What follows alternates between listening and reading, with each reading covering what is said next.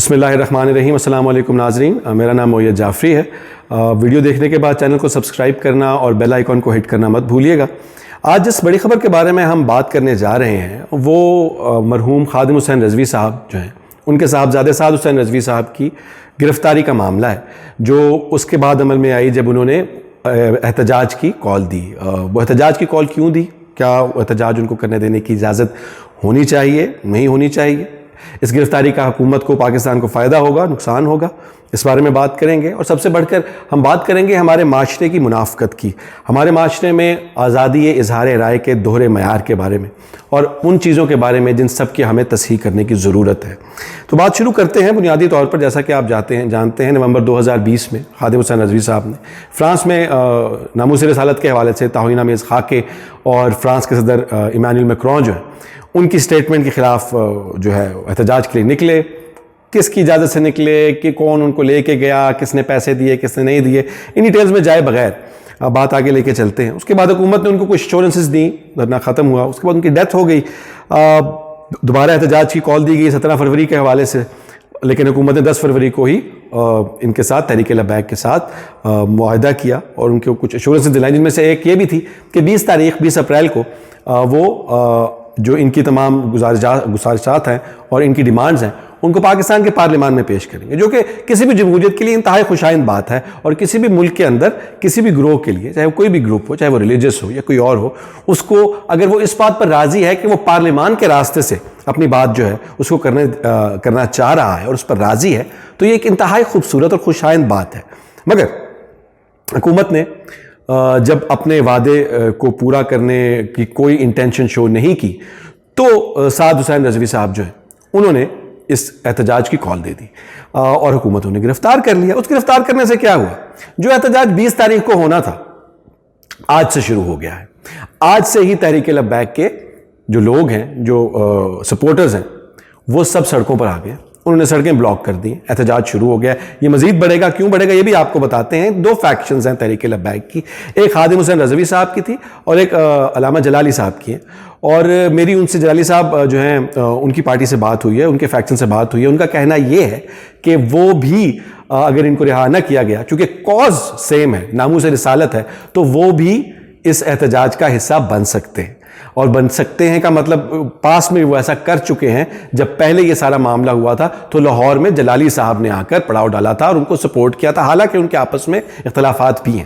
تو حکومت نے ایسا کیوں کیا کہ ان کے احتجاج کی کال پہ روکا؟ ان کے کہنے کے مطابق جو ہے ابھی تک کوئی ایسی کلیئر سٹیٹمنٹ نہیں آئی۔ مین اسٹریم میڈیا آبویسلی اس سب کو بلاک کر رہا ہے جیسے پہلے کیا تھا۔ معاملات ایسے کیوں ہیں؟ فرانس میں اس وقت کیا ہو رہا ہے؟ فرانس میں بنیادی طور پر پچھلے 24 گھنٹے کے اندر 2 مساجد کے اوپر حملہ ہوا، شیشے توڑے گئے، توہین آمیز خاکے ان کے اوپر سپرے سے بنائے گئے، اور وہاں پہ لوگوں کو، مسلمانوں کو ہراساں بھی کیا گیا۔ جو وہاں کے لوگوں کا بہت بڑا مسئلہ ہے، وہ ان کا کہنا یہ ہے، پاکستان سے باہر فرانس میں ہوں چاہے لوگ، امریکہ میں ہوں یا چاہے برطانیہ میں ہو، یورپ میں کہیں بھی ہو، ہمارے پاکستانیوں کو اور مسلمانوں کا سب سے بڑا مسئلہ یہ ہے کہ باہر کے لوگ 9/11 کے بعد خاص طور پہ ہماری حیت کو، ہمارے حلیے کو دیکھ کر ساتھ ہی ہمارے اوپر دہشت گرد ہونے کا، انتہا پسند ہونے کا، جاہل ہونے کا اور خطرناک ہونے کا ایک ٹیگ لگا دیتے ہیں۔ مگر اگر آپ اس بات کو غور سے سوچیں تو کیا آپ بھی یہ نہیں کر رہے ہیں؟ آج آپ اگر ٹویٹر پہ جائیے، پاکستان کے جو سوڈو لبرلز ہیں، جو اپنے آپ کو پروگریسو کہتے ہیں، ان کے ٹویٹر ٹائم لائنز دیکھیں، ان کے فیس بک دیکھیں، ان کے بیانات دیکھیں، تو آج وہ بھی وہی کر رہے ہیں جس پر وہ اعتراض کرتے ہیں جب مغرب یہ سب کچھ کرتا ہے۔ آج اگر سعد رضوی کسی بھی فرقے سے ہے، کسی بھی فیکشن سے ہے، اگر وہ پیسفلی سڑک پر آ کر احتجاج کرنا چاہتا ہے تو سعد رضوی کو روکا کیوں جا رہا ہے؟ کیا یہ اس کا آئینی حق نہیں اتنا ہی جتنا آپ کا اور میرا؟ جب پی ٹی آئی دھرنا دے تب وہ ٹھیک، تب وہ حلال، تب وہ ملکی مفاد میں۔ جب کوئی داڑھی والا، شلوار کرتے والا، پگڑ والا سڑک پر آ جائے تو ملکی سالمیت کو خطرہ، وہ بنیاد پرست، چاہے وہ کسی چیز کو توڑ پھوڑ کرنے کی بات کرے یا نہ کرے، چاہے وہ کسی قسم کی وائلنس، کسی قسم کی کوئی خطرناک دھمکی آپ کو نقصان پہنچانے کی، آپ کے لوگوں کو کسی کی جان کو نقصان پہنچانے کی بات نہ بھی کرے، تو بھی اس پر آپ اور میں وہ لوگ جو اپنے آپ کو سو کالڈ لبرلز کہتے ہیں، جن کو لبرلزم کی سمجھ تک نہیں ہے کہ وہ across the board freedom of speech, آزادی اظہار رائے، فریڈم آف اسمبلی، اکٹھے ہونے کی، احتجاج کرنے کی آزادی، اس سب کی کسی کی شکل، کسی کی داڑھی، کسی کی شلوار کرتے کے بغیر اکراس دا بورڈ اجازت دیتا ہے اور اس کے حق کے لیے کھڑا ہوتا ہے. اسے کہتے ہیں لبرلزم. مگر آج ہم دیکھتے ہیں کہ ہمارے ملک کے اندر اس کے اوپر سویر، جس طرح پہلے ہر چیز پر ڈویژن ہے، اس پر بھی ڈویژن ہے. بہت سارے نام دیے جاتے ہیں ان لوگوں کو، ریڈیکلز، فنڈامنٹلسٹ، فرینکنسٹائن مونسٹر، وہ جن جو کسی نے، حکومت نے یا کسی اور ادارے نے اپنے فائدے کے لیے بنائے اور اب وہ بوتل سے باہر ہو گئے ہیں. یہ ساری باتیں سننے کو ملتی ہیں. کیوں؟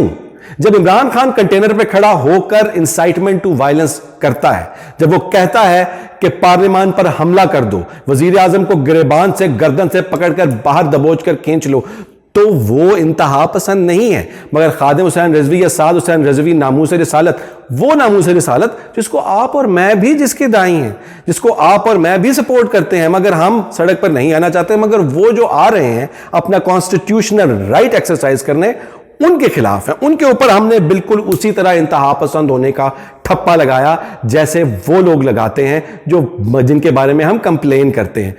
فرانس میں ایمانوئل میکرون کے خلاف جو سیکنڈ پارٹی سب سے بڑی جیتی، مری لپین کی، وہ بنیادی طور پہ اس کی نظریات کیا ہے؟ اس کا نظریہ کیا ہے؟ اسلاموفوبیا ہے، زینوفوبیا ہے، کہ مسلمان غلط ہیں، مسلمان برے ہیں، مسلمان انتہا پسند ہیں تمام کے تمام، اور ان کو پورے فرانس سے نکال باہر کر دینا چاہیے. کیا اس پارٹی کو وہ انتہا پسند، کیا اس پارٹی کو وہ تخریب کار کہتے ہیں؟ اس کو فار رائٹ ضرور کہتے ہیں، مگر ہماری طرح وہ اس طرح سے جس طرح ہم ٹھپا لگاتے ہیں وہ بھی نہیں لگاتے. عمران خان نے جو کہا وہ ٹھیک، عمران خان کا دھرنا ہو، وہ اس کے اوپر آپ اپنے گلے میں تمغہ ڈالتے ہیں. بہت بڑا دھرنا تھا، بہت لمبے عرصے کے لیے چلا، سب سے لمبا. ان کے مقاصد جو بھی ہوں، ایز لانگ ایز کوئی اپنے حرکات سے، اپنی باتوں سے کسی کو نقصان نہیں پہنچا رہا، آپ اس کا آزادی اظہار رائے نہیں چھین سکتے. آپ اگر بات کریں، میں آپ کو صاف صاف بتاتا ہوں فرانس کے بارے میں، جس کے بارے میں اب ہمیں آج کل بہت زیادہ لبرل اور بین الاقوامی جو امیج ہے اس کی فکر آپ بات کرتے ہیں. میں آپ کو بتاتا ہوں، اپنے ذاتی تجربہ بتاتا ہوں. فرانس 24 جو کہ وہاں کا حکومت کا چینل ہے، حکومت اس کے پیسے دیتی ہے، انہوں نے مجھے اسی نومبر میں جب خادم حسین رضوی کا پروٹیسٹ چل رہا تھا، انہوں نے مجھے اپروچ کیا. انہوں نے کہا کہ ہم ایک ڈاکیومنٹری کرنا چاہتے ہیں، آپ ہماری مدد کیجئے، ہم آپ کو اچھے خاصے پیسے دیں گے.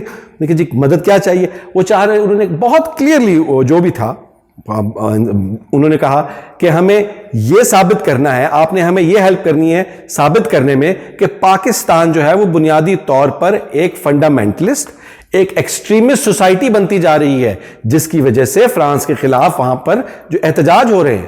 تو لوگ ملک اپنے مفادات کے لیے اس حد تک پروپیگنڈے کے لیے جاتے ہیں، اور ہم اپنے ملک کے شہری جن کے آئینی حقوق جو ہیں ان کو ایکسرسائز کرنے کے لیے انہوں نے بات کی، ان کے ان آئینی حقوق کو سلب کرنے کی بات کرتے ہیں. ان کو پارلیمنٹ پہ ریپرزنٹیشن دینے، ان کی باتوں کو، ان کی ڈیمانڈز کو پارلیمنٹ میں ریپرزینٹ کرنے سے کتراتے ہیں. مزید آپ اپنے جو رویے ہیں ان کے بارے میں بات کیجئے کہ خادم حسین رضوی ایک بات کرتے ہیں اور عمران خان بات کرتے ہیں، تقریباً ملتی جلتی ہیں. عمران خان صاحب نے اپنی کیمپین کے دوران جب پاکستان میں ڈرون حملے ہو رہے تھے، انہوں نے کہا تھا پاکستان کو چاہیے جو ڈرون گھسے امریکہ کا اسے گرا دیں، بغیر یہ سوچے سمجھے کہ اس کے کیا کانسیکوینسز ہو سکتے ہیں. خادم حسین رضوی صاحب نے کہا تھا کہ اگر وہ ہمارے خلاف ہماری بات نہ مانے تو ہم کہیں لو جی آیا جے پھر غوری. بڑا مشہور ہوا تھا ان کا یہ جملہ. باتیں دونوں غلط ہیں، سکیل شاید مختلف ہو، مگر عمران خان کی بات کو ہم فورن پالیسی کہتے ہیں اور خادم حسین رضوی کی بات پر ہم ٹھٹھے لگاتے تھے. تو بنیادی طور پر کب تک ہم اپنی منافقت سے آگے نہیں جا پائیں گے؟ بات کرتے ہیں ہم لبرل ہونے کی، بات کرتے ہیں ہم پروگریسو ہونے کی، مگر اسی پروگریسونیس اور لبرلزم کا جو فلسفہ ہے جس میں برداشت ہے، کسی کی داڑھی دیکھ کر، کسی کی شلوار کرتے دیکھ کر، کسی کی پگڑ دیکھ کر ہم سے برداشت نہیں ہوتا. ساتھ ہی ہم اس کے اوپر ٹھپے لگاتے ہیں، ساتھ ہی ہم اس سے اس کے آئینی حق چھیننے کی بات کرتے ہیں، ساتھ ہی ہم یہ کہتے ہیں کہ اس کو سڑک پر مت آنے دو. ہم جب موم بتی لے کر نکلیں گے، ہمارا جو مقصد ہے وہ بالکل ٹھیک ہے، مگر اگر یہ باہر آتا ہے ہاتھ میں مسواک لیے اور پیروں میں چپل پہنے اور منہ پر داڑھی لیے، تو یہ انتہا پسند ہے. کیوں؟ کیونکہ وہ میرے ساتھ دکھتا نہیں. کیوں؟ کیونکہ وہ میرے ساتھ جیتا نہیں. کیوں؟ اس کی تعلیم مدرسے سے ہے، ایچ ایس این کالج سے نہیں ہے، بیکن ہاؤس سے نہیں ہے. تو یہ سب بنیادی طور پر منافقت کی کاپی بک ڈیفینیشن ہے. ہم سب کو، آپ کو اور مجھے، آج اس سب کو ختم کرنے کے لیے پہلا قدم لینا ہوگا.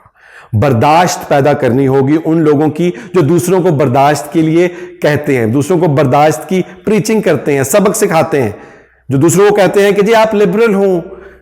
آپ کو سب سے پہلے ضرورت ہے کہ آپ اپنے رویے کو مینڈ کریں. چاہے کسی کے منہ پر داڑھی ہے یا نہیں ہے، آپ کو اور اس کا اور میرا آئینی حق سیم ہے، اور اسے یہ سب کچھ کرنے کی اتنی ہی اجازت ہے جتنی آپ کو اور مجھے، اس وقت تک جب تک اس سے آپ کی اور میری جان کو اور مال کو کوئی خطرہ نہیں. آپ کی سماعتوں کا بہت شکریہ. اللہ حافظ.